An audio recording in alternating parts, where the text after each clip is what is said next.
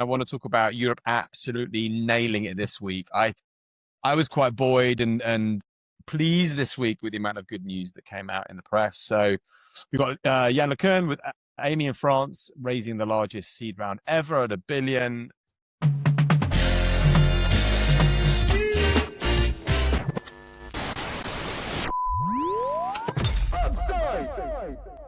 Yes, this is Europe's first Instacorn, no? Which is raising. Yeah, we have that team. We have the team out of DeepMind in the UK, but they haven't actually raised their $1 billion seed round, right? So this is actually confirmed Europe's first Instacorn. Instacorn being an opening seed round of $1 billion. I think in the US we had Thinking Machines, that raised $2 billion. And this is the first in Europe. So good on Yann LeCun.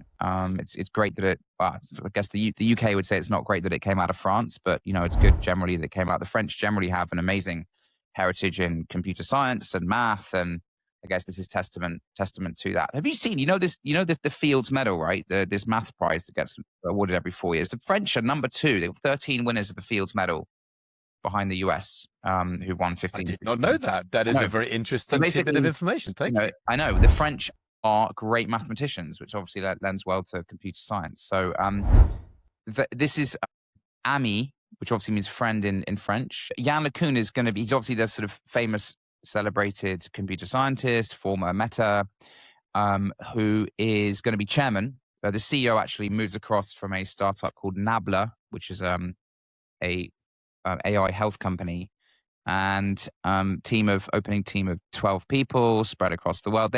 So Yann LeCun thinks that current LLMs are fundamentally the wrong path to human level intelligence. I'm sure Mads has a very intelligent thing to say here, but instead AMI is building systems that learn how the physical world works from video spatial data interaction.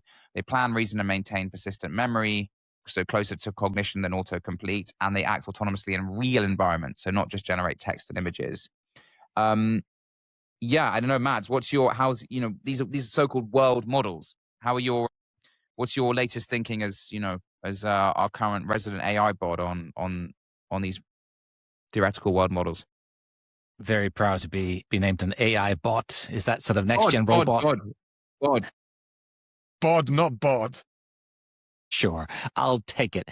I think it's fabulous. I think it's great. World models is obviously where it's at. We've often talked here on the show about how we've been constructing intelligence out of words, and words are incredible. Human language is incredible, and we can see what the models can do, and I marvel at what my Claude Code and my Opus 4.6 does every day, but it only goes so far, and we also know the models can discuss Newton's physics, and explain them at great length and with great poetry, but they couldn't navigate across a room, right? They can't control things in the real world. They just don't understand how kind of space really works once you get into it. And so you need different kinds of models. And so the whole idea with what Yann LeCun is doing with JAPA, his model at Ami Labs, and others are working on, is to create models that have this spatial intelligence and innately understand how the world is actually built up of atoms, not just the words that describe them. Mads, one, you may have an answer to this. What else is beyond world models? So we've got large language, we've got some obviously small language, other variants, world models. What else would fit into the completion pot? Do you know? I don't know that we know yet, Dan. I think there was a time when people didn't think that LLMs would be more than autocomplete. And I think what they can do today goes far beyond what most people, even many of the inventors, thought we'd be able to do with the models. I mean, they are incredible. But it's also clear that they have limitations. And so the idea of a world model, the idea of models with spatial intelligence, is the thing that has emerged as the next big frontier. And it's a frontier. I mean, the map's not been charted yet. We don't know what lies beyond. We don't know whether we're going to go into this world of world models. And that is where the rainbow ends and the pot of gold is, or whether there is another thing beyond it. Of course, we will keep finding new technology. We will keep doing new things. But I think we talked at the start of the year about when are we going to get to AGI? Now, my assertion at the time is there's no way you can get to AGI with an LLM. because Yeah. until you really understand space, you I'm with can't you. have general intelligence. Yeah. But it is plausible that with a world model like what LeCun is developing, you can get to AGI. You can get to something that understands the world well enough to be able to do anything a human can do without limitation. It's a bad analogy, but it always feels like these frontiers are part of a brain, and we're building the building blocks of a.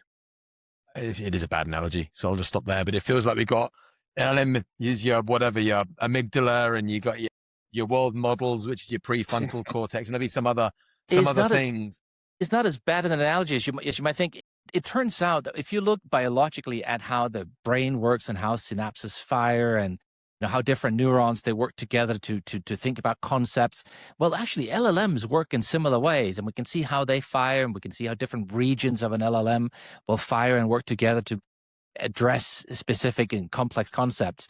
Now, the truth is the biology of human intelligence is still not very well understood, which is why, as I see it, biology is the next big frontier for us. Computer science seems to be largely a solved problem, and it is likely that we can get, certainly software development is a solved problem, and it's likely that we can get within the next few years to something that looks and feels like AGI, a model that is so powerful it can do anything a human can do. And what is the next frontier then? If we've conquered silicon, if we've conquered the digital world and everything that happens there, well, recursive self-improvement is then limitless, right? If the model is so smart, it can just get better and better in that world. And the thing that's left for us is biology. It's the real world. Mm-hmm. It's understanding how plants and humans and animals and how all that stuff works. So this is incredibly exciting. And so to your point is, I think it's hard for us to say exactly what the analogies are with human brains and human intelligence and digital intelligence, because human intelligence in itself isn't that well understood yet. Yeah.